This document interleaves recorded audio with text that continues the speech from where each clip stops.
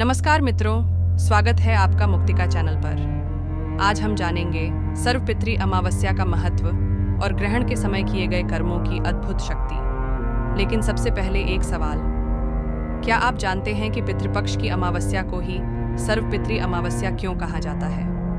और क्यों कहा जाता है कि ग्रहण के समय किया गया जप, दान और साधना साधारण समय से लाख गुना फलदायी होता है? चलिए जानते हैं इसका रहस्य।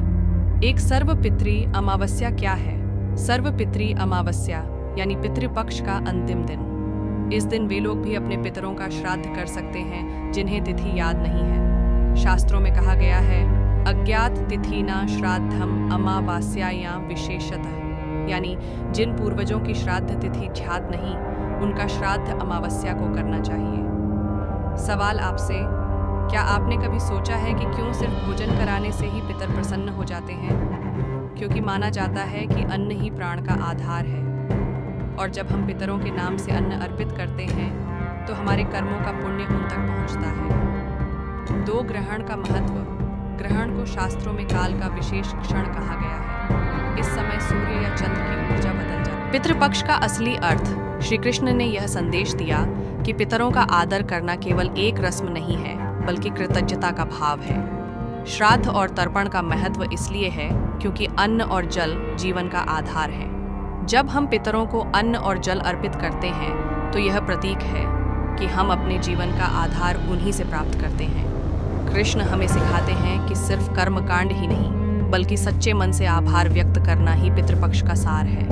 पितृपक्ष में क्या करें? गीता के अनुसार 1.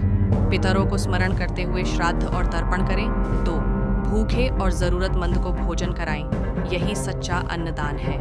3. किसी को जल, वस्त्र या दान दें, इससे पुण्य भी मिलता है और पितरों को तृप्ति भी। 4. सबसे जरूरी, सद्गुण और धर्म का पालन करें, यही हमारे पितरों के लिए सबसे बड़ा उपहार है। और आप बताइए, आपके परिवार में पितृपक्ष के दौरान कौन सी परंपराएं निभाई जाती हैं?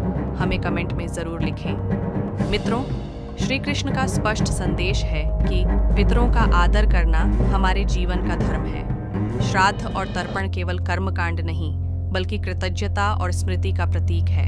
तो आइए इस पितृपक्ष में हम सब मिलकर अपने पूर्वजों को स्मरण करें और उनके दिखाए धर्म के मार्ग पर चलें।